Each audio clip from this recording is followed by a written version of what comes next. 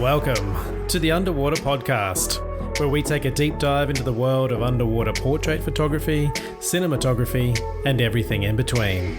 With me, your host, Brett Stanley.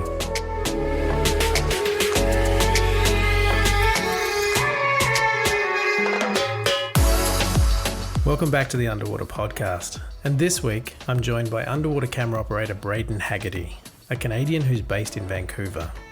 Braden has worked on shows like Batwoman, Altered Carbon, Power Rangers, and the recently cancelled Siren, a drama about mermaids with loads of underwater scenes.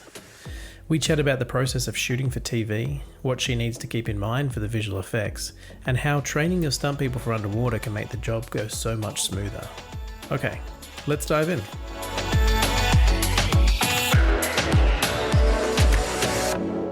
Braden, welcome to the Underwater Podcast. Thank you. Nice to be here. Yeah. So we are in Vancouver right now, right? Yes. And how is it up there? I mean, Canada has done pretty well at keeping things fairly safe up there, I think. Yeah, we feel pretty good here in Vancouver about how we've flattened the curve.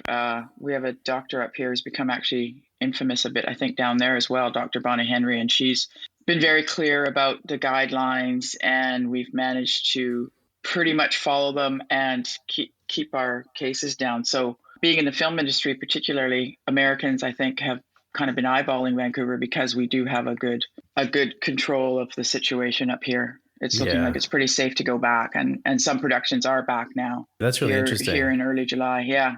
I was talking to some people, I don't know, probably 2 months ago, right in the middle of it, and it was basically like a race to see which country opens first to be able to start shooting again. I think it was, right. So I feel like Canada might be the next one to pick up. Well, Canada, but particularly British Columbia. Right. I think we got a little bit better numbers than some of even the other provinces. So that were hit a bit harder in the beginning. Quebec had a hard time because their spring break was a couple of weeks earlier. So they were on spring break. People were on spring break running around in all these different places. So they got hit a little bit harder, things like that. Oh, because they were out of the country kind of doing spring break stuff. Yeah. Whereas my family was going to go away for spring break. I was actually away myself, but my husband and my younger son were going to go to Los Angeles and actually canceled their trip. Oh, yeah. Oh, that was good. Because the guidelines were coming in by the time they were to leave. I was in Sri Lanka. And when the lockdown happened? Yeah. So I probably left a week before it would have been advised not to even go. Oh, right. And then came home actually on the date that I had planned to come back, actually 3 days early, because I had planned to go from Sri Lanka to Thailand, but my trip to Thailand was canceled while I was in Sri Lanka. But I mentioned Sri Lanka because we were there, we were swimming with blue whales. And so, yes, trying to get some photos. We only managed to see one blue whale and our trip got cut a bit short, but it was an amazing experience. I almost wish you didn't bring it up because now I have to ask you about it, because blue whales, that must have been incredible. What was that? It was incredible. And it's actually okay to ask me about it because it's a part of where I'd like my career to go. I would like to segue into a photography career on top of my underwater filmmaking career. Yeah. So this trip was sort of the first of a traveling away doing underwater photography. And it really made me realize that, yes, that is what I want to do. So I hope we open up again at some point, because myself and I call her my partner in crime. She does our underwater freediving training, and she trains actors on the sets. Yeah. But she has done a lot of these trips. She's lived in Sri Lanka. She's lived in the Philippines. She's lived in Costa Rica. And she also wants to go and work on doing photo shoots around the world. So this was our first adventure, and that's definitely what I want to continue doing. Wow. And so was that a trip to like more of a wildlife photography thing, or did you have models as well? This was just wildlife, but we will, in the future, we'll work on taking models with us. For example, we were talking about Siren earlier, and I'm sure that will come up, but the lead actress on Siren, Aileen Powell, she is someone that we definitely want to take on some of these trips and work with. She's kind of my underwater muse at this point. So she would be brilliant to bring on a trip like this and do photo shoots with her, freediving, because she's become an amazing freediver, freediving with wildlife, as well as just wildlife and as well as just the models. So we'll work on concepts and plan trips based around them. Yeah. Well, that's amazing. And speaking of Siren, which I think is your current big project, I think you've been on this for, is this season 3 now that you're doing? That's correct. We just finished. Well, we finished season 3. Season 3 just finished airing Right. about a month ago. Have you Correct. started Yeah. filming season 4 yet, or? We're not sure if season 4 is happening or not. Yeah. We're waiting to find out. At the end of each season, are you usually waiting, or is there always that kind of pregnant pause as to whether it's going to get renewed? Sometimes, as we're shooting the last episode, it's already known it's going to go again. Yeah. Siren has, I believe, we didn't find out till later on. It is a little bit later this time because if we were going to start shooting at the same time we did last year, it would have already been up and running. But it has not been canceled either. So we're all kind of crossing our fingers, and we'll see where it goes. So Siren is pretty unique in that it's a TV show that has a lot of underwater scenes. The premise of the show is it's kind of like a, and correct me if I'm wrong, but it's kind of like a little bit of a soap opera mixed with mermaid kind of mythology sort of stuff. Is that right? I guess you could say that, yeah, because it sort of follows this relationship between a mermaid who comes to land and develops a close friendship with these two marine researchers who are land-based, but then they start to play around with crossing over cross-species, well, relationships, love relationships, as well as there's an injecting of blood of the mermaids into the humans and seeing what happens, and they develop some of the mermaid traits, and they sort of play with that idea. So how did you get involved with that? Was that, I mean, I'm looking through your IMDb and you've been doing underwater for a long time in the TV world. Well, what happens is there's very few underwater cinematographers in town. I'll go back a little bit. Back in the day, they used to bring in Americans often to do underwater, especially on the bigger features. But what happened is that over the years we've developed, there's a few of us in town, particularly in town, and as our skills are developed, people have become more comfortable with just using who's here. So there is competition, not a lot of competition, but there's very few opportunities. So often when you get a job, it's based on because you've worked with the people before, either the producers or the production manager or the director of photography, usually and particularly. So in my career, it's been, in the case of Siren, I knew the producer. And when I found out who the producer was, I rang her up and said, I fired her an email actually. And I said, hey, I hear you're doing Siren and it's got lots of underwater in it. And I just want to let you know I'm still doing underwater and I'd love to be considered for your underwater. And she goes, oh, okay. Well, she goes, oh, that'd be great. Give me a minute. And then she sent me an email back 10 minutes later saying that the DP was Brian Pearson. And I had just worked with Brian on Power Rangers. And she said that Brian was going to give you a ring anyways. Right. So often what happens is have you worked with the people? Do you know them? I have a good reputation, and I worked with Brian before.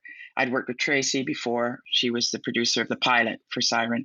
And so I got the pilot and stayed on for season 1, 2, and 3. Yeah, so it's of that show. Is that kind of a dream job in terms of the work? Absolutely. Yeah. That's unprecedented for any show in Vancouver. I'm pretty sure the amount of water that they did. First 2 seasons, what we would do is block shoot 3 episodes or 2 or 3 episodes of work on one day. So if they started shooting in August, they would plan a day in October to shoot the underwater for episodes 1, 3, and 4, say. Right. And they didn't have as many underwater sequences, and they weren't as elaborate as they later became. So they did that for seasons 1 and 2. What they found is that their fan base requested more underwater. They wanted underwater in every episode for moving on. Yeah. So for season 3, they decided to go with a tank day every episode. So basically, I don't know if have you worked on episodics before? No, I've usually just done features and stuff, but okay, feel free to explain. Well, the format, which may be familiar, you may recognize when I say it, but an episodic will shoot on average, I'd say about 8 days per episode. There's some other ways of shooting now that have come in where they block shoot, but in general, 8 days per episode. And then they might have a second unit day to pick up some things that they didn't get during those 8 days while the next episode has started. So on Siren season 3, we did 8 days and then they had a tank day. So every episode was 9 days, but that 9th day was not called ninth day. It was called tank day. Right. And that belongs to us, which is unheard of. Usually as a shooting a tank day, we were fighting with other aspects of shooting as well, which means that, okay, well, you'll get Alex and Aileen, the main people in your tank day. You'll get them when we're finished with them on another set. Right. So it's harder for us to shoot. This way, the priority was the tank. And that's unheard of. Yeah, having a dedicated day just to be able to shoot those scenes. How did that change the way you worked? I assume it made things a lot easier and a lot less stressful. What it meant was that it was a priority and it was important.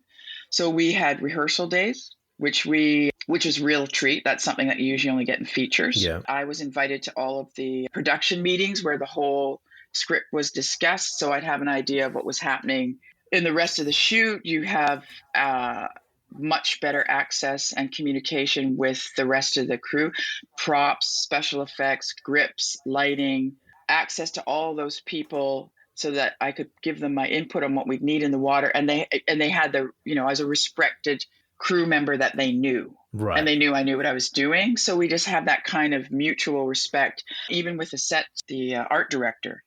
Great conversations with him to make everything work together better. Right. So that we could build an underwater environment that could help everybody. And visual effects was key. That was heavy visual effects in Siren. All the mermaids had visual effects. The sets were visual effects, but there still had to be a conversation between special effects, visual effects, art direction, props, and the director and the DP, who was doing what and who was fitting what in. And I was able to be at all those meetings and help clarify. And so I would know what I had to do to assist in all that. Yeah, it is quite heavy on the VFX. I think I watched some of the behind the scenes stuff and just seeing how they've composited all those amazing tails and the movement under the water.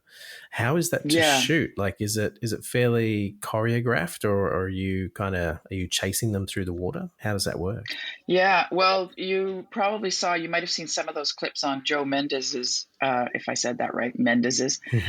Joe Mendez, as I mentioned before, the showrunner, he showed some of those clips of how they layered things.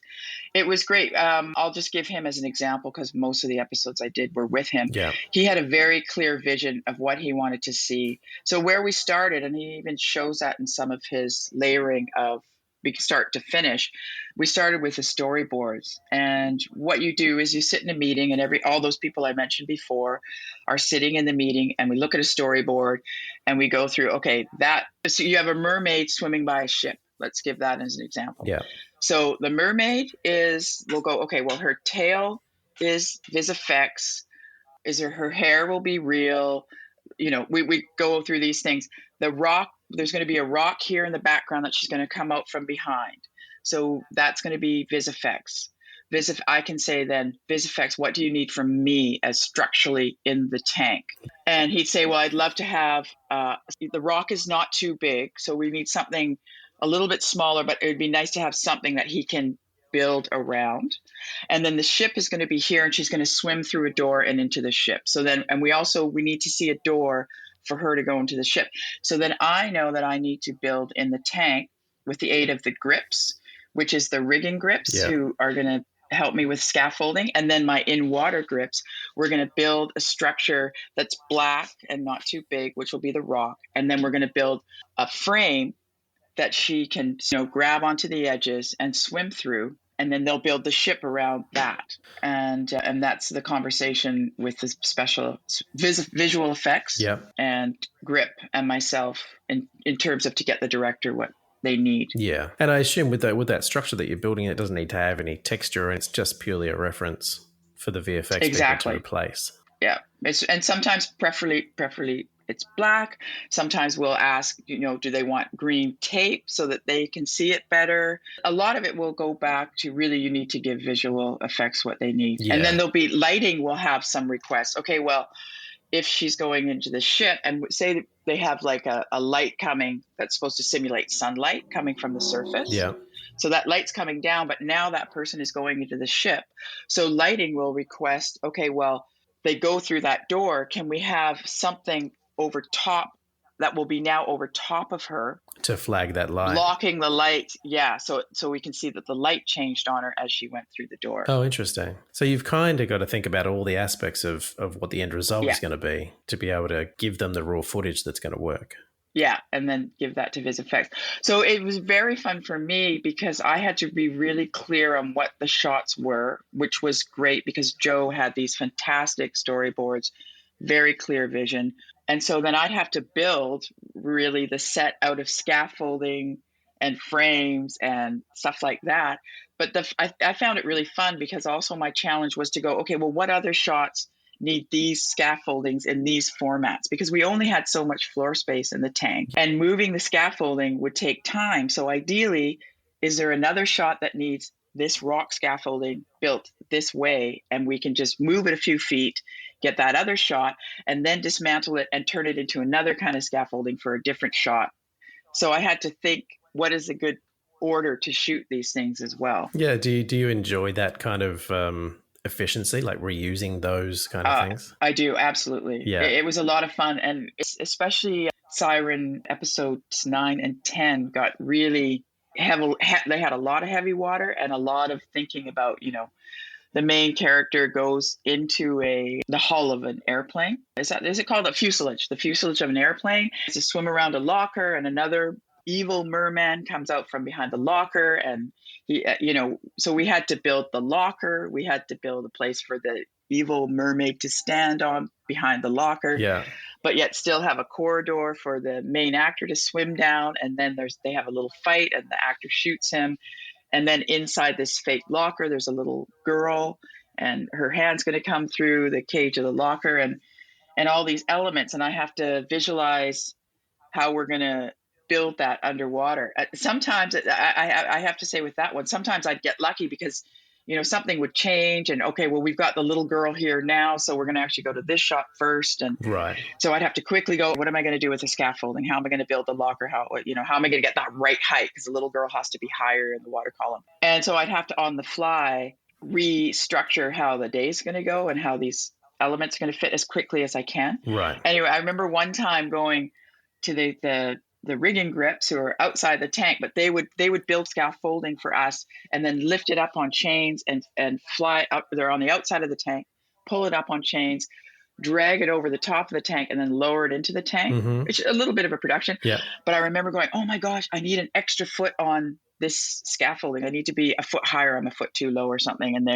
then they'd go like this and point at this. I remember them pointing at something, and I was like, oh wait, no, that's exactly what I need right there. And they just by fluke had it. So, nice. As you get more experience, you kind of get lucky with how things will fall into place for you. Yeah. And I think it's because you've looked so far ahead and planned for every scenario. Sometimes when things change, without even knowing it, it's there for you anyways, because you've done so much prep and looked at every aspect, things fall into place. Yeah, exactly. Yeah, and all that preparation sets you up for success, I think. That's exactly it. You've worded it perfectly. Is the sort of prep you're doing on Siren, is it more intense than you've done on other shows just because you've got this whole day to shoot? Or is there more prep on shows where you're a bit more unscheduled, I guess? I mean, you can go from as simple as I can just show up with a little camera. I don't even need tanks because I can hold my breath, and somebody's going to fall in the water, and then we're going to watch them and their feet swim away. I'm in a swimming pool. I can stand to do my shots. Yeah. That's a really simple. And then other times, Power Rangers, for example, we had 5 actors and 5 stunt people doubling them. Oh, right. There was a lot of people who did not have a lot of water experience. It was sort of a bigger, challenging sequence with a lot of swimming to the bottom of a 16-foot tank, which has its own challenges, which will be interesting to go over. Yeah. And so we had a lot of rehearsals. We had rehearsals in a pool just to get water comfortable. And then we'd have rehearsals actually practicing the actual swimming that we were going to be doing in a pool. And we did a previs, swim to actual, just in the swimming pool, the actions that the actors would be doing so that we could kind of show the director. Yeah. And then you'll have rehearsals in the tank so that going from a brightly lit swimming pool to a darkly lit tank is yet a whole nother thing for talent. And the more water time they have, the more comfortable they are. So Siren was on the more intense end because as with Power Rangers, we would often have 5, 6, I think sometimes even more actors Right. who are also then being doubled by each one would have a double. So we would have to spend time choreographing. So should I go into that, some of those layers of prep? Yeah, that'd be great. Yeah, I mean, if you want to talk about the layers of prep that you're doing for something that's involved like that, then that would be amazing. Yeah. Well, let's use Power Rangers as an example because we've talked a lot about Siren. But in Power Rangers, and this is where we started, especially doing this, a way of preparing. But so there's a friend of mine who's a free diver, and she became a free diving instructor just before we were shooting Power Rangers. Her name's Roberta, and she just trained all the mermaids. Right. And a lot of your people who will be listening to this have probably already heard of Roberta. Anyways, where we start is we take the actors and we have to train them for one, to be on scuba. There's some limitations on scuba, but anybody who's going to end up being on a scuba underwater on scuba diving equipment underwater has to go over scuba with an occupational diver who will also be their safety diver on the day. So we go to a pool to do that, as well as we do some, practicing breath hold and being comfortable with breath hold, equalizing, and just swimming. How do they swim? And Roberta goes over a lot of that with them. Right. The biggest challenge, funnily enough, in a tank situation are eyes, ears, and nose. Eyes, because they don't wear goggles when they're underwater, as well as getting used to the water stings the eyes. So there's managing that. Nose is just getting water in your nose. So that's like once you're upside down, water's going in your nose. So I know one person who is fully comfortable with that, but there's not a lot. I use her a lot in underwater, and she was a stunt double in Siren. Right. And then there's ears, so you have to equalize. And the biggest equalizations happen at the shallowest areas because those are the biggest changes in pressure. Yeah. So it's all about eyes, ears, nose. So we do a lot of pool training, and we had a lot of pool sessions with both the actors and the stunt doubles on Power Rangers before we went into the tank. How long do you tend to spend with that amount of people? Is that a whole day or half a day or? Yeah, well, they're about 3 to 4 hour sessions. Yeah, because that's then you're tired. But we try to do more than one. So I think with Power Rangers, there was about 3 pool sessions, and then I think we had a day rehearsal in the tank as well. Siren, we would have a day rehearsal for every tank day that we had. We would try to go and we would shoot we would shoot it so that we could show the director and we could get sort of changes from him or her. A lot of female directors on Siren, which was nice. Oh, good. Yeah. So that we could make adjustments for that before the shoot day. Right. Not so much on Power Rangers. Power Rangers was just a lot of swimming. It was a lot of all the actors swimming through the water, swimming down through the water. So that was, really getting the equalizing happening and things like that. Nobody really was on scuba in Power Rangers in the end. But in Siren, we would do a lot of mix of people just doing breath hold for their shots and also going down on scuba. You take the scuba out, you take the regulator out, do your acting. This is especially for close-ups where they weren't really swimming a lot. And then put the regulator back in, breathe up a little bit more, and then take the regulator out again so we could do multiple takes without people having to come up and down. Yeah. So it would save you a lot of time. Yeah, I hope that's clear the way I'm just describing it. Yeah, absolutely. Yeah. So you've got a mix of people who are just doing scenes swimming from the surface down on one breath, and other scenes where they're sitting with a safety diver, whether on scaffold or holding onto the diver, and breathing as such. And then when they're ready to do their shot, they take the reg out and move, and then when their talent signals to breathe again, they come back in. Yes, you're set. You don't need to train. You're ready. You're ready to do it. Yeah. But you're right. They would signal. They put their hand up to their mouth, 2 fingers to their mouth, and they give a very distinct signal that they're ready for their air, and their safety diver swims back in. Yeah. Siren was mostly breath hold. We prefer to use the breath hold because then you can just be anywhere in the water column, and as well as they were always moving in Siren. So we definitely had a rehearsal day for each episode where we would go through the more complicated maneuvers. Yeah. Aileen Powell, who was the lead, did the most of the swimming, was amazing in the water right from the beginning. I mean, she got a little bit ahead of everybody because she had the most training in the beginning. Right. We did a lot of pool sessions, and her training actually started. She came over from, I believe it was London, where she was living at the time. Even though she's Belgian, but believe she was living in London at the time when she first was approached to do the show, because Roberta has connections all over the world for freediving. So she connected with a freediver in London, and Aileen actually started her training in London with this woman. Yeah. Then she came to Vancouver, and there was several more pool sessions. And then she was in the water, and she was amazing from the beginning. That's great. She made it easy for me because she was easy to follow, very fluid. She was really good at maintaining her level in the water column. So it was a really special experience for me being able to work with her. Yeah. From shooting with Siren and from shooting with these people in the water and maybe moving in different ways than you're used to on other shows, do you find that you're shooting it in a different way? Are you learning different ways to move that camera through the water? Yeah, that's a good question. I found, as I've looked through the photos, if you go to my website, you'll see photos of me on various shoots, and I've noticed that I've gone from that my gear has changed. The gear that's on my body has changed. Right. So I've gone from wearing a BCD for a lot of my shooting to I've taken the BCD off, and I swim without the BCD through the water now. It's just too bulky and cumbersome. It's made the task I have a woman and a guy who take turns gripping for me underwater, and they manage my hoses. Yeah. So now that I work off of a long hose, so they do a lot of swimming around with not only video cable for the camera that goes to the surface, but now my long hose as well, and swimming my tank around.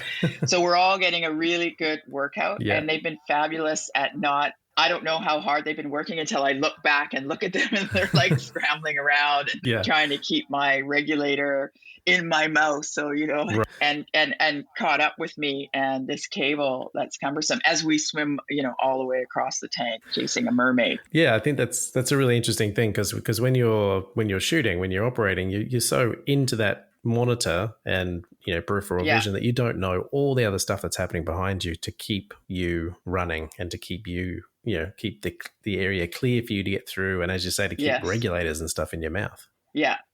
So it's been fun. We all get a good workout. But so that has been a fundamental change in the way I shoot, and now I just tend to never have the BCD and just be so often in the past. If there was the shot descriptions, they were smaller sequences. Sirens had a lot more sequences, and they would be, the car goes in the water, and then the person comes out and looks around and sees if it's safe to swim back up. And a lot of the time I would be able to stand, and I'd be able to move with people. I'd be able to walk. I'd be able to put a scaffold and be able to stand on it to shoot. Yeah. Now if I can get a scaffolding in there, I do, but I'm prepared at all times to just float in the water, right, and hold the shot. Sometimes it would be nice to be a little bit more stable, and often when that's necessary, we can get something in there. But because so much of it has been moving, I just kind of went, okay, I'm going to have to get really good at this, holding a tight shot while I'm floating. And with Siren, we've got so much practice with the rehearsals and everything. It's worked out really well. And there's one shot where I really went like, yeah, this is the way I'm going to do this from now on. That worked out really well is the lead actor. And I think it was season 2, might have been season 1, but the lead played by Alex Rowe, he plays his character, Ben. He has to dive into the water and swim under the hull of a ship and dislodge something from the fin or the keel or whatever, right. the rudder. Yeah. And he has to swim under, he dives under, and I have to follow him. He looks around, and then he swims forward, and I have to back up with him and go all the way up to, and then come up a bit in the water to this fin thing, and then he releases the fin and he swims out. And I think it was that sequence was the one where I really went, oh, this swimming around with them like this is really kind of fun. And I ditched the backpack by then. I think that was the one where I really moved to that mode. The nice thing too is we use this housing from this company called Hydroflex. Yeah.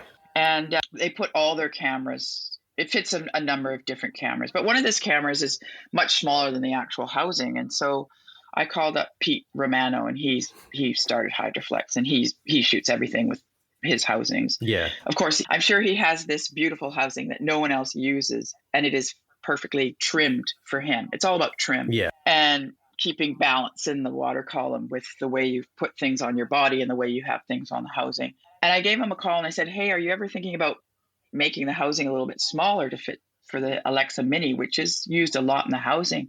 And we had a conversation about trimming out the housing. And he said, well, no, it's actually worked fine for him. It's a lot of work to change everything on those housings. And he says, I've just, trimmed everything out and find that it works really well for me in the water as is. Yeah. And I just kind of took that to heart. And as we've had so many more days in the water, we've really come to it, trimming the housing to the point where it just sits completely neutral in the water. But we can do it really quickly. And so I've always wanted to achieve that. But sometimes it's like we got to get in the water. We haven't had a rehearsal day, so we haven't been able to trim the housing out yet. We got a new lens in there. The weighting is different. Yeah. But with Siren, we had the time to really trim it out. And now when we go to the other shows where we don't have the time, we're able to trim it out before it even hits the water. Like often it goes in the water. I say to my assistant, Kim McNaughton, who does most of the work with me, I'll say, it's perfect. It's good. I'm good to go. Yeah. And so just because we've had the time now. So with that and trimming my body with not having the BCD, and, I've even changed my weight belt that I wear, actually. It's easy to do what I'm trying to do, this swimming around. And so I've streamlined myself. I took the conversation with him and went, oh, okay. And I looked at the housing differently. And now I actually like using that Hydroflex because it is a little bit bulkier. Sometimes you want to get in a smaller corner, and that's a little bit more challenging, but the size of the housing works for me. Yeah. And it gives me a little bit more push, like something to push against the water with, if that makes sense, but yet it's still neutral. So it doesn't have the weight, but it does have, you're still pushing something through the water. Yeah, like got a little bit of inertia to it, like it's got a little bit of resistance a little bit. Yes, resistance is a good word for it, which works for me. So when I go to my smaller format camera, which is a Sony A7S II system, mirrorless, so it's much smaller. Yeah. It feels like I'm on ice now. I don't feel like I have that same control as I do with the bigger housing. And I actually had a conversation with Pete. Now we're two or 3 years later from that conversation when he talked about how he trims a housing and he likes the bigger housing. And we talked about those two things, about how it's much more, you feel like you're much more in control of that bigger housing. So from my experience, because I've used that Hydroflex housing quite a bit, and going from that to the smaller housings, to me, it's like having a fluid head on a tripod where you've got this resistance, and it helps you to slide into a movement because it's this little bit of resistance helps you to control the movement. Yeah. Whereas the smaller housing, like you're saying, you're on ice, and every movement is almost exaggerated to the point where it feels a little out of control. Yeah, exactly. Yeah, exactly. Yeah. But we don't say that it's out of control because we're always in control. Yeah, exactly. Yeah. But it's not it's a nicer feel. Yeah. It's definitely a nicer feel. It's like having a sloppy fluid head as to a nice when you've trimmed your friction settings on on the head. That's what it would equate to. Yeah. So you're saying you were wearing a BCD. Were you with tanks on your back as well? And now you've moved to a hookah setup? Yeah, hookah, but the tank's sitting on the bottom of the pool. Right. And I just have a long hose, but essentially that's what it would sort of look like. Yeah. So then are you on like a 20-foot hose or something?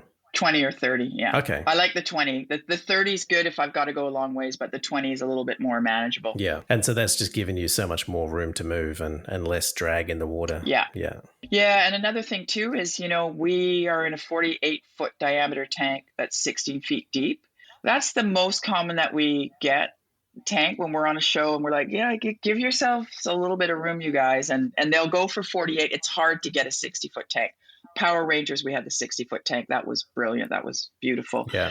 But with that 48 feet, we want to maximize every foot because it gets small fast. So when I was talking about putting the scaffolding in, we allowed ourselves a 10 by 10 scaffold that we put in and out a lot. So when we're working with stunt performers, we can take them to the bottom of the tank, the 15 foot depth. We're allowed to take them to a 15 foot. But when we have talent in there, and if people don't have their patty, then we have a 7 foot depth. So we'll put them on. If we need to have people on scuba, what we would do is we'd bring down a couple mermaids and drop them onto the 10 by 10 platform that's up 10 feet, putting them in that 7 foot range. Right. But as soon as you put that 10 by 10 platform in there, your tank just shrinks so much. The underwater grip that I work with, who's a rig and grip background, his name's Herb DeWall, and he's done a bulk of the work up here and the rigging and setting up of the tank. He's invaluable to me. So we also need to have steps for people to come in and out of the tank. And we used to actually have steps that would go to the bottom of the tank, set up on another scaffolding system. Yeah. That would take a big chunk. So now we got a 48 foot diameter. I like to use right under where we get in and out of the water as my back wall and look out at my set, 270 degrees out, looking away from that area. To give you the most space. To give me the most space. But if I've got those steps there, I've lost 5 feet. Right. So what we designed on Siren to maximize is he made benches that were up high. So now the benches were probably at the 10 foot mark. So when you stood on it, you had 5 feet, or maybe a little bit higher. So the benches allowed for somebody to stand on a bench and have their head out of the water, shoulders out of the water. So it's probably 4.5 feet, let's say, from the surface. And then underneath, nothing. So he built the benches from the top down. Right. So they're hanging off the edge of the water. Exactly. Yeah. You're so good at finding my words for me. Thank you. That's all right. You're right. Exactly. Hanging, suspended from the top. And then I added my 5 feet at the bottom, and it felt like the tank became a 60-foot tank. Oh, it gave you that much more space. We won't tell producers that it's a 60-foot tank because we still want a 60-foot tank. That's right. But it added all this space. So for seasons 2 and 3, we had this much bigger floor space. So now we try to build that whenever we can. Yeah. Which is great. Because sometimes, we did Batwoman. The last few years, we've had a lot of really good shows. We did Batwoman. And in Batwoman, I believe we had a 36-foot tank. Oh, okay. And we had an armored car in it. And we have 2 characters being blown out of the water. But I think we did have to have we didn't have the bench, actually. So as soon as all I could have was one scaffolding. And so if we needed scaffolding for people to get in and out, and we needed scaffolding in the middle, I said, we're going to have to share. There's no way we can have 2 towers in because the tank's just too small. Yeah. So ideally, we'll just, every time we get enough prep, we're going to get the bench system. Yeah. I mean, it sounds like it's an efficient way of doing it.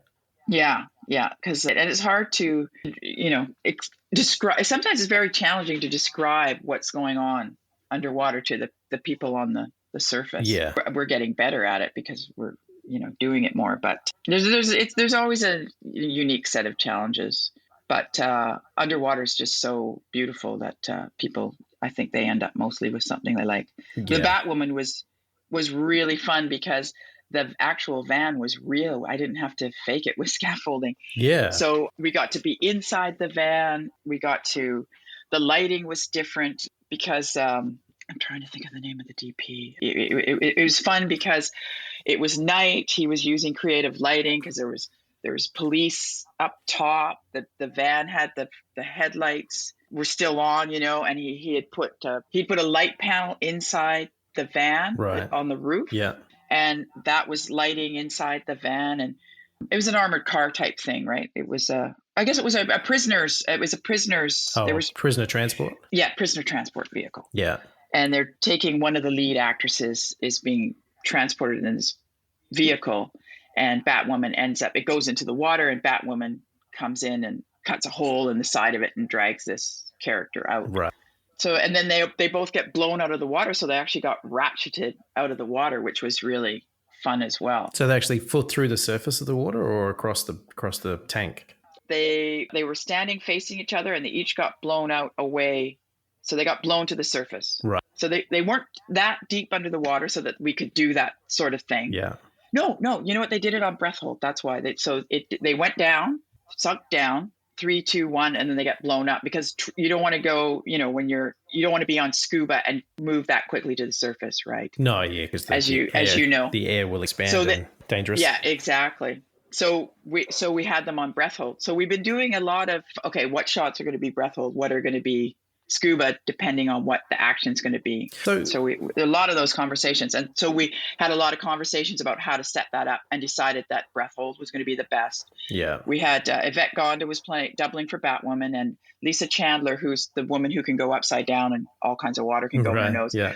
They're some of our go-to underwater stunt performers. Yeah. And they've been training and practicing for it. And they doubled the characters. Right. And it was nice because I requested to the stunt coordinator. He already had one lined up and I said, can we request it? And it's nice because they'll listen to us sometimes when we request these people. Anyways, they did it. So they were okay to do the breath hold because that they've been training for it. Right. Is there something that you have to plan in terms of mixing breath hold and scuba within a day? Do you need to do them in a certain order, or does the decompression residuals not really matter between the two? Yeah, that's a good question. No, because we're in a 16-foot tank and the talent is never deeper than 15 feet. Yeah. I say a 16-foot tank, but the water level's not right to the surface so that we stay within our guidelines. We can be there for 3 days, but by the occupational diving standards, there's no, it's a sort of infinity, right? In terms of how long we're ever going to shoot. So no, we just go back and forth as per the shots required. Okay. Yeah. So you don't need to take it into consideration. Yeah. And we take into consideration things like, okay, this is an intense scene. People are not going to be thinking about breathe out. So we're going to do it on breath hold. And we will, sometimes have to really, explain like, no, this is not going to be happening on breath hold. Nobody's to change that. Or this will be happening on breath hold. Yeah. Nobody's to change that. Or no, this is better on a regulator. This certain performer, whether they're an actor or a stunt person, is good. It is very, very competent, and we're not worried about them holding their breath or not. We manage to sometimes be able to use some of the occupational divers as the doubles, and then we're worrying even less about what they're going to do. So you're taking into consideration the shot, what needs to happen in it, the depth that it needs to happen at, and then who's doing it. Yeah. And so I'll just explain this because for people at home, and the difference between doing a breath hold shot and doing a scuba shot is that when you're on a breath hold, you take a lungful of air and you go to the bottom of the tank, say, and then you come back up again with that same amount of air in your lungs. Whereas if you're on scuba, you'll go to the bottom of the tank and you'll take in a breath of compressed air, which if you hold that in your lungs and you rise up, your lungs will expand like it's a balloon, which can cause quite a lot of damage. So as you come up from the bottom on scuba, you need to breathe out that excess air so that your lungs don't expand and you get an embolism. So that's the difference between the breath hold. It's interesting too because lots of people like to go, oh, free diving, it's so dangerous, or scuba, it's so dangerous. You do these dangerous sports, and they're not really. If you're doing them properly, it's like anything. Walking across the street can be dangerous if you do it not looking. So all of these things are safe if you stay within your protocols. And the interesting thing about scuba diving is most people think deep and all these things. Same with free diving, and your biggest problems can happen actually right at the surface if you're not paying attention, like you're saying. Yeah, and I think statistically that's where most of the issues happen, is in that first 10, 15 feet. Yeah. So we're good. We always have a safety diver per person. We work everything out. It's funny because I've also worked as a safety diver. And so even when I'm behind the camera, my mama instincts are always there. Like I want to reach out and grab somebody. Yeah. I'm sure the safety divers are just get out of here and get back behind the camera. Yeah, it's hard to leave you. Yeah, exactly. I mean, it's part of it. It's your everyday. It's when you're underwater that you're thinking in the back of your mind all that safety stuff, because that's what's keeping you alive. Absolutely, as well as being. I like to sort of work as an underwater unit coordinator. Getting all the departments together, which means you're high on the supervisor list. I am considered on, especially a show like siren, head of that department. I'd be considered head of underwater department. And that puts you're responsible like a supervisor. So if something happens, and I don't mean I don't want anything to happen because I'm going to be held responsible, but I am in the position of being a responsible person and making sure that nothing does happen. So yeah, you're responsible because you don't want anything to happen. yeah, Not the other way around. and I am legally too. Yeah. But I enjoy that responsibility. That's what makes the job more interesting. Yeah. Yeah. So how did you even get into underwater? Was water something that you grew up with, or was it something you found later in Yeah, life? I know. As a kid, I loved being in the water, which sounds so corny and but it's true. So I remember my memory's not the best, but I do remember when I was born in Regina, Saskatchewan, and we had a swimming pool in our backyard. And my mom, who didn't swim, made sure that my sister and I knew how. So we had the YWCA lessons as kids in Regina and swam in the pool in the winter and then swam in our backyard pool, part of our condominium complex outdoor pool in the summers. And then when I moved to Vancouver, where I've been since I was 12, my best friend and I, we loved going to the swimming pool in the UBC Aquatic Center, which just got torn down about 2 or 3 years ago, and it's been rebuilt. Well, we were there opening. I recall being there opening day.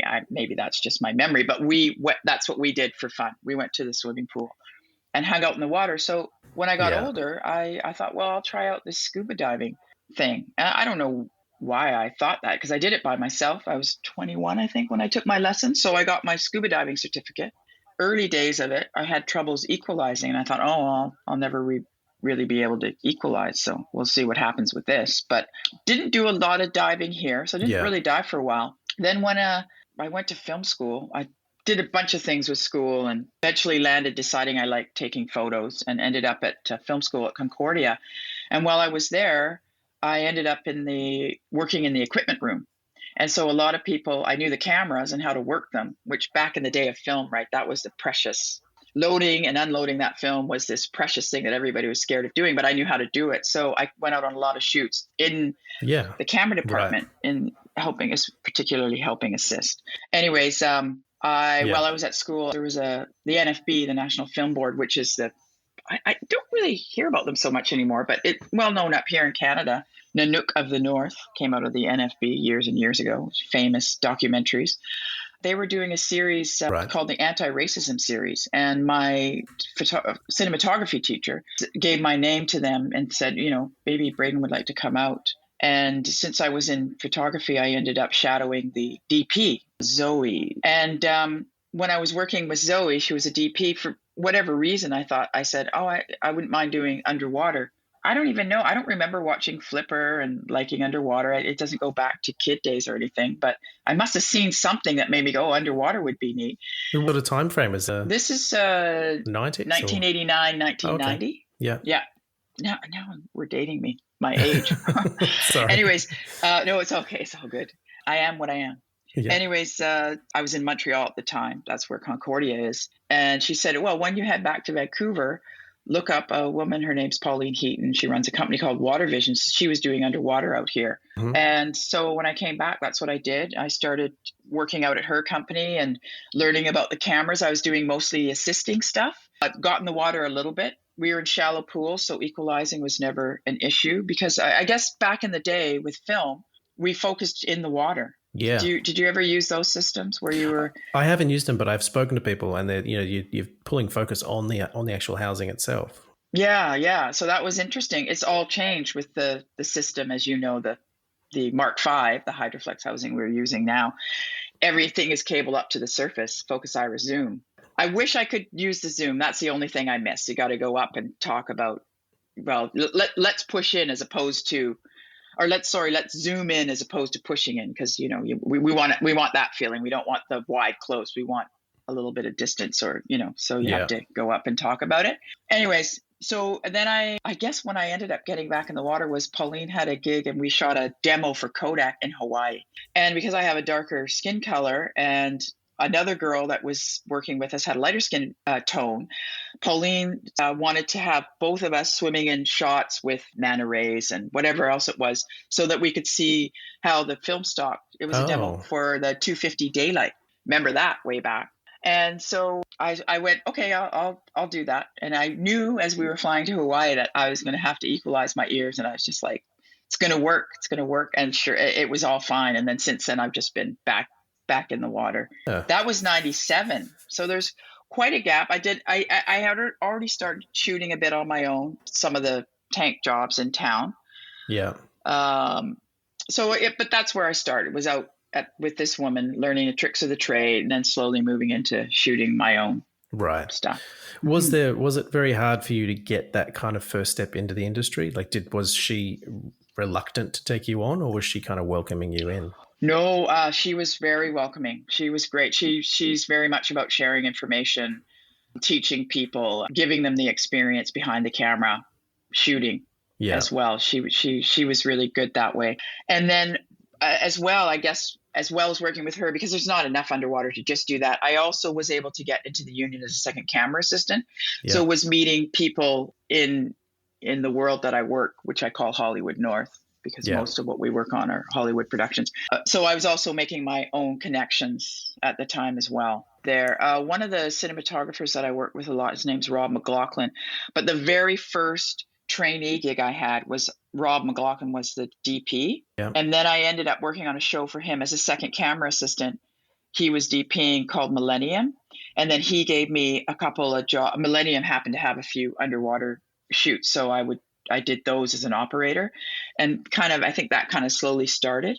So there was still Pauline, there was another fellow named Rick Mason, there's another fellow named Ian Seabrook, and myself, all sort of shooting. Ian and I did a lot of assisting too in the early days, but also shooting. And then Pete Romano might come up, Pete Zuccarini might come up. I mean, there's lots of competition, but I would just, I would try to get on as assistant or a safety diver, and you're always learning. You work with these other people, but you learn every time you're in the water. You might not necessarily learning what they're doing, how does Pete shoot? Because I have my own ways that I shoot. But you also learn about underwater situations, you cannot put a tree in the water. And sometimes they try to put a tree in the water. So let's make sure when I'm coordinating an underwater thing, I know who's doing set deck and, what are you guys planning on putting in there? Is it going to rust? Is it going to fall apart? Because you've been on all these sets. Yeah. How did it work with the talent? How does it work with safety? There's so many things to learn every time you're on set. My background as a safety diver has been so valuable to me as a shooter, because I understand what safety needs. I understand how to read talent when they're in the water, whether they're a stunt performer or not. Not just because they're a stunt performer doesn't mean they can go from A to B and back again a million times. They're doubling somebody and they're a good double, but is their breath hold good? Are they comfortable on scuba? And I can make adjustments knowing, okay, that's who's stunt doubling. We can do whatever you want. That's who's stunt doubling. We've got to make some other adjustment. You make them ahead of time. Yeah. Production's aware. It's all good. But if you show up on the day and you're not aware of things, that's when you get into trouble. So if you're on a production and you've got all this experience, all these different techniques and work in the water. If you're not fully on the production, if you're just coming in for a day or a couple of shoots here and there, are people like the set decorators and the art department, are they deferring to you, or do you kind of have to go and give them some information? That's a good question too, because I've been in the industry for so long and I know so many people, especially because as we were talking before, I've done stunts, I've done stand-in, I've been an extra, I've worked in the camera department for years, and camera department gets to know a lot of people. And now that I have the time behind me underwater and a very respectful career, I find that for most productions, if they have questions, they will ask. I find that there's a good relationship. Yeah. Taking a set deck, for example, will they defer to me or ask questions? We did a project a couple of years ago called Somewhere Between, and they were building a very elaborate set in the water. And because I was part of the production meeting, because the underwater was more complicated, I got to meet set deck there, and I got to voice some of my concerns in the production meeting, and they got to say what they were doing. And I was like, I can find out where you get the best underwater plastic algae, or, when you get stuff, do you guys mind showing me? And they're like, that would be fantastic. And they were all over collaborating, and not so much me telling them what to do, but letting me know what they were doing and did I think that would work. And Yeah. so when they were building the underwater set, I would be in touch with the art director, and he'd say, can you come out on Monday at 3 and take a look and see what we're doing? And so I'd go out and we'd have discussions, and we just both knew that's perfect. I'll still be able to get scaffolding in, or, these loose bits might not work so good, or, it was great. So most of the time there's a good conversation that goes on. Yeah. Because they want it to Mm-hmm. work as well. They want to be able to do a good job and have this whole Exactly. thing happen, Yeah. Exactly. And some now have had a lot of experience in the water, and some haven't. And if they haven't, they very much want to know, does this work? Does that not work? Yeah. Especially when we're going to use a foam such and such. And we'll be like, okay, you're going to need, foam doesn't work so well because you need a lot of weight to keep foam down. And they'll be like, well, it's just a tiny rock. And it's like, you're going to need 300 pounds to keep your tiny rock underwater. And so a lot of those conversations are happening ahead of time. Right. And I found it's great. If you share information with people, if you respect their part of it, and they will respect yours. And so I have conversations with people mutually. And I find that they want to engage. They're interested in underwater. They want to know how it works. And they're so happy to help you get something that works for both them and you. And I'm happy that, SetDeck they've got things that they have to be able to see in there too. And I respect that. Nope, they want it here. They want it to be like this. Okay, how can we make that work for camera and work for you? So if it's mutual respect, then it works. And I'm finding too, I feel, and it might be because my reputation is preceding me a little bit more now, I get that respect when I show up. I also feel like as we're moving into 2020, people are wanting to work. There's less of a macho attitude. Yeah. People just want to get stuff done. And they like, I have to talk to the electrics. I want to know exactly what's going on because I've been zapped in the water before. So I want to, the conversations have got even deeper with electrics, and you might approach them and you're like, oh, hi, I'm Braden. I'm shooting underwater, and I just want to know what's happening with your electricity, where it's flowing. I'm going to ask you again every day to make sure we all know, and that if you've got new women or men in on your crew, that they know. And even the old guys are, they're like, oh, okay, what do you need? And absolutely, we'll do it for you. If you get a little bit of a grouchy approach at first, it's easy if you just show respect that they'll back off on that. And that doesn't really happen so much anymore. Yeah, I think the one thing that I've got from doing all these podcast episodes with like Pete Romano and Ian Takahashi and all that is it's just respect. Yeah, Ian Takahashi had approached me just earlier this year to do a little clip thing for Hydroflex. Oh yeah, yeah. I think I saw that on their Instagram. So I just heard of him about a month or two ago. Yeah, he's a great guy. He's really nice. He's all about building up the industry, and very much like Pete, we're very happy to share. Yeah. I think people who want to keep it to themselves because they're worried that somebody else might take their job. I think in the long run, you'll do better sharing and being good at what you do than worrying that somebody else might know what you do and take it away from you. I think that's more the motto these days. Well, I think the inclusiveness and the sharing, if you're someone who is open to people coming and asking questions or learning stuff from you, that gets around. And I think people then realize that you're an open person, that you're a nicer person. Yeah. Whereas if you're holding on to your secrets, people kind of feel like, oh, they're a bit closed, so maybe not as approachable. Yes, absolutely. And in the water, what we find, I do this stunt work as well, and so I have a good relationship with the stunt community.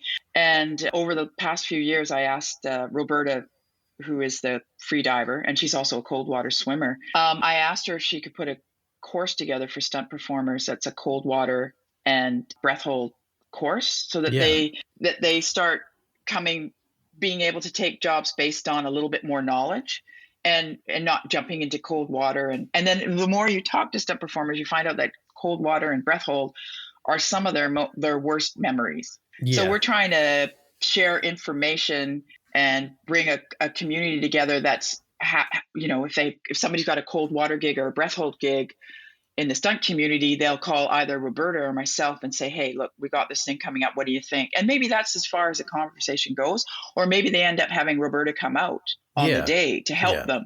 But we're happy to share the information, whether it means they walk away and don't need us or not. But the community that has developed around that is really nice, but also just even the curiosity. And so we are able to get more calls and maybe help make things safer, because people are happy to talk to us about it. Yeah. So having that cold water for stunt performers and breath hold for stunt performers has a lot of stunt performers have come and taken it. I don't even know now when she's teaching it. Roberta's actually a really good friend of mine as well. And we've been doing some training during these lockdown days. We've been doing a lot of cold water swimming and getting in the water free diving more. Oh, right. Yeah. And so she's been off and she's like, oh yeah, I've been training this stunt performer and that. And I'm like, oh, when did you do that? And it's great. So now when we have an underwater gig, and we're working with a certain stunt coordinator who has to hire these people, they'll ask us, well, who do you think would be good for this gig? And Roberta's already seen them in the water. So sometimes we don't even have to do the pool training with them because we already know that they can do it. So we can also save some time. And makes your job a lot easier as well, because you know what to expect, you know how to be able to work with them and kind of estimate your shots and stuff as well. Absolutely. Yeah. Braden, this has been amazing. It's been great to hear your story and just to hear how you're evolving from doing Siren and also the stunt side of things, changing the industry a little bit. So thanks very much for being able to share all this with everyone. Thank you for having me. It's been a pleasure. And hopefully we'll speak to you soon. Yes. Yeah. Stay in touch. Sounds good. Thanks for listening, everyone. And as always, if you like the podcast, please subscribe. If you'd like to connect with us or just learn more about my guests, you can hit our website at theunderwaterpodcast.com or on Instagram or Facebook. Also check out our regular live streams on YouTube. Links will be in the show notes.